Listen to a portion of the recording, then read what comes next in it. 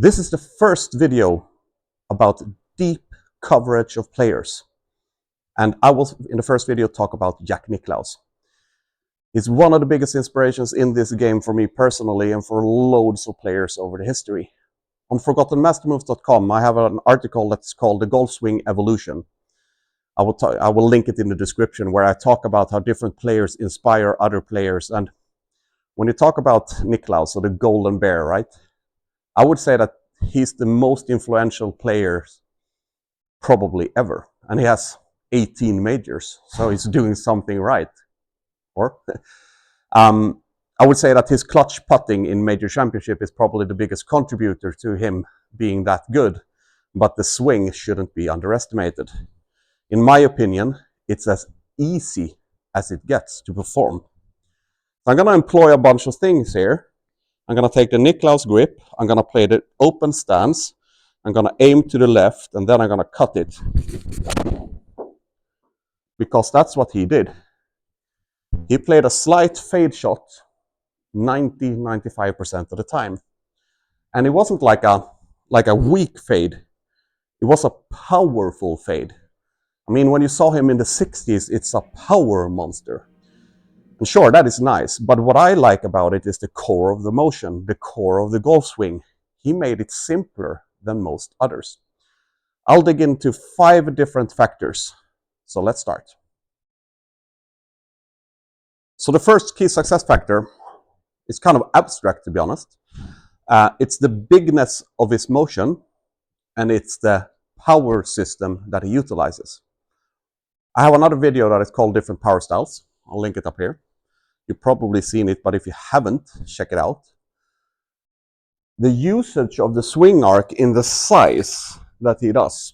I mean, I'm talking about the width, I'm talking about the height, and I'm talking about everything in his golf swing is big. And the bigness of the motion isn't a small thing, because you want to find the stuff in a golf swing that drives mechanics. And to have a big motion in your mind, to feel a huge motion, a long journey, might just be one of the most simple brain concepts that brings the most mechanics.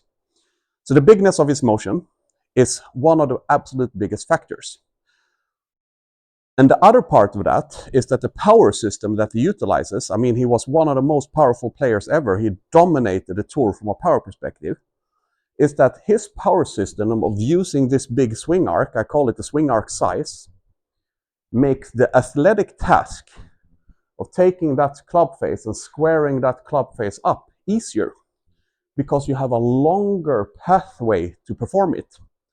It's very different from like Ben Hogan or Sam Snead or Peter Thompson or Gary Player, but it's very similar to Tom Watson, Tom Weiskopf, Johnny Miller, I've even argued Tiger Woods, Rory McIlroy, and today's Scheffler.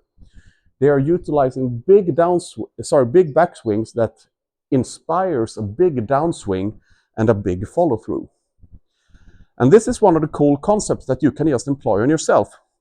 You can take whatever motion you have, to be honest, unless you're super deep into Hogan or something, and you can just make it bigger, and you can just make it longer. From a brain perspective, it's super simple to do, and is one of the biggest contributors to Nicklaus' motion. I will never know this, because how should I, right? But I would assume that most great players, I would say an overrepresentation of the great players on tour, they're thinking big in their motion. I adapted this myself. I think 5 or 6 years ago, I started to acting bigger. And when you act bigger, everything becomes easier. The journey becomes easier to accomplish. All right, that was factor number 1. Now let's move to number 2. The second key success factor I want to talk about is the hand rolls, and how Nicklaus was very clear about what his lead hand was doing and what his trail hand was doing.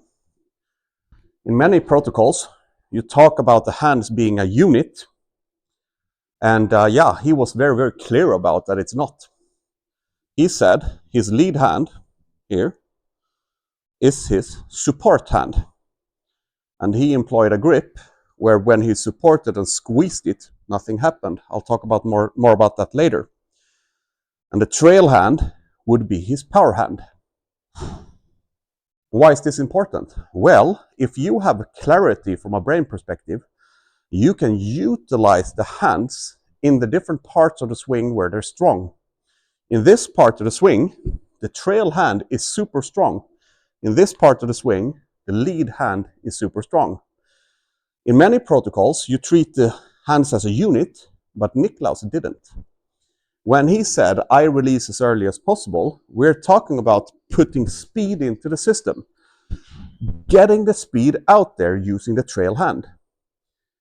This means that he has a lot of input speed that he can harness in his follow-through for both more power and control, which I think is super, super cool. So the hand rolls and their clarity was one of the biggest key success factors for Nicklaus. I have a whole article on my website about different hand rolls, and I'll link it in the description. All right, over to the next one. When you utilize a big swing arc, the bigness of the motion, and you use the complete journey of the swing arc, meaning that you have width here, you get power out early, and you use the follow-through for even more width and power, then you have created shallow properties. Nicklaus was so shallow in his golf swing that he could utilize this open stance and a forward ball position, which meant that he could really load into that lead leg, right? And the other cool thing about this, and this is why I talk about key success factors from an inner layer perspective, is that when you perform a more vertical swing, like Nicklaus, like Tom Weiskopf, like Tom Watson, whatever, you feel that you're acting in front of yourself. You feel that my swing is here. And this sounds nuts now, but I picture my own motion almost like a big Paris wheel in front of myself. That's how I see my motion. I have another video about that coming out later this year.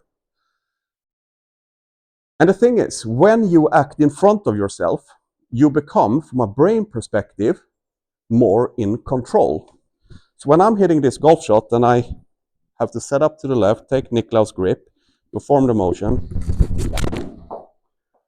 Even though that it looked like, in the backswing, for instance, I came in here and I felt like my motion happened here.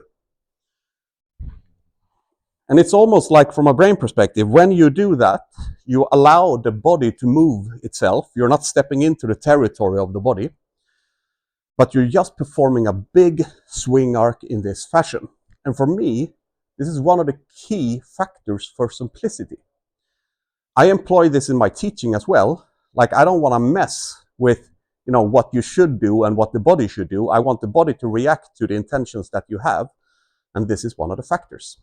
All right, moving on. When you look on Mr. Nicklaus' swing, for me personally, having watched like a million swing and done this for a long, long time, there is one thing that really stands out from a motion perspective, and that's this. What do you see? What I see is an emphasis on completing the journey. Nicklaus isn't like done here or done here. He's continuing the motion all the way to the follow-through. I mean, this kind of goes without saying, but I really think this is important because the concept of completing your motion, put that in your mind, is one of the biggest confidence boosters in golf, to be honest. All right, let's see if I can hit that fade shot with that swing thought. Putting myself left of the target, big motion, complete the motion. It feels, in my mind, like that there's clarity in the shot. I know what to do from a mind perspective. It's almost like they say when you write a book, you should know beginning and you should know the end, because then you can write the story, right?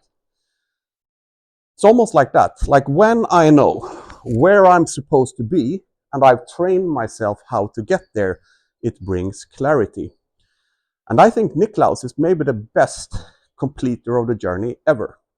All right, moving over to another key success factor. So I mentioned this in the beginning, and you've seen me hit a bunch of shots today. Like normally I have this kind of neutral stance, maybe slightly closed stance, but now I play an open stance. I mentioned it in the previous success factor that I called the vertical swing plane, if you will. That when you actually use your downswing, you get a load of shallowing properties. You get loads of shallow components. You get loads of inside components, which means that you can start utilizing some of the steepening components that are positive for our golf swings. Most golfers cannot do what Nicklaus does, which means playing an open stance, exaggerated like this. He plays an open stance and he hits it there. He aims slightly left to the target and he cuts it in. And the only reason why he can play a powerful cut like this is because he's utilizing the swing arc. And here it gets interesting because Nicklaus stated, I release as early as possible. And what does that mean? Yeah, it can mean 1,000 different things, but I interpret it like this. The power system in a golf club is this: you get power out and then you continue that power journey all the way. And when you do that, the club will close down and then eventually you're going to take it to its full finish position. When you play an open stance, you're actually shortening the downswing arc, because when you get over like this, you're going to stimulate more body rotation that takes away a little bit of the pathway in the downswing. And that means, now it gets complex, that he can employ his power sooner and still, he can employ his power earlier and still enjoy the benefits of having the open stance. Because what the open stance does for him is that it inspires natural body rotation to support the completion of his journey. And I really like it. I mean, I'm not playing golf like this all the time, but I'm seriously considering doing it. It feels like the body is just moving a little bit better. Another player doing this in history is Lee Trevino. I mean, he had a little bit of a different power system, but he also played an open stance, right? For me, you can only do it if you get enough shallowing properties. In the way that Nicklaus got shallowing properties, I think it's, the easiest way. So that was the open stance. And finally, I'll just talk about a little bit him growing up and the way that he was taught. All right. Jack Grout had some very cool fundamentals. So Jack Grout is the trainer of Nicklaus, the only trainer that he had ever had. And the benefit of Jack Grout is not only that he was a great trainer or a great coach, but he didn't mess around too much with Mr. Nicklaus' swing. He wanted Mr. Nicklaus to understand the motion himself so he could self-correct. I'm so inspired by this. I think it's so genius. And I think one of the key elements here, what Mr. Grout told Nicklaus, especially in the youth, was that you need to learn power first, and then you add control.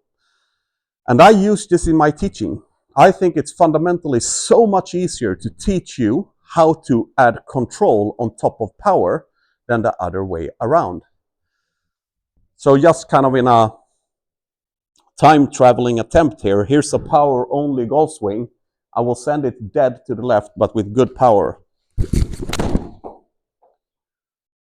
That was actually a very nice strike. It was pretty straight, but I didn't care 2 cents about control in that swing. And you can see that it was powerful, but it was to the left. And that's what most of these guys want to avoid. They want to avoid the big detrimental left side miss, because it's what's hurting their game the most. A short right miss works. Okay, so I'm employing the Nicklaus control elements in this swing. I overdid it there. And here's the miss. That's the short right miss. It doesn't put you in that, that big of a hassle, to be honest. But I'll hit one more and I'll actually aim correctly this time.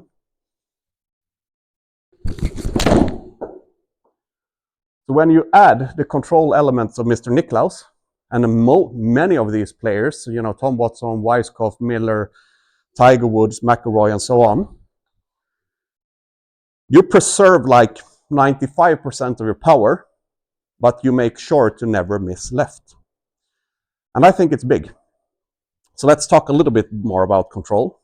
Grout was very, very clear about this. You put your grip of the lead hand inside of the palm, because when you have a palm grip like this, then the blade becomes stable and it becomes the support system of your golf swing. Power is applied with this hand and this one supports it. That's a simplification. But I just want to say that I think this is big. The way that you palm grip the lead hand, you play a forward ball position. If I apply grip pressure to this one, nothing happens. If I apply grip pressure to another grip, the blade closes. It takes away the left side of the golf course. And this is a similarity between loads of players over the years. I mean, it doesn't matter if it's Ben Hogan, who is using a different swing method, to be honest. Old school, sure, different, yes. He also wanted to take the left side out of play. And Nicklaus also wanted to take the left side out of play. They were okay with a thin right side miss, but they weren't okay with a pull draw miss. So that was a deep dive about Nicklaus. I will probably make more of these deep dives on Mr. Nicklaus himself. I'm just touching upon the surface here. Actually not touching upon the surface, I'm going into the core of what I think constituted his motion. I'm talking about the inner layer of his swing. Obviously, he puts it on steroids with all kinds of cool quirks that makes him the best ever. But the inside of his motion is really what you can try out for yourself.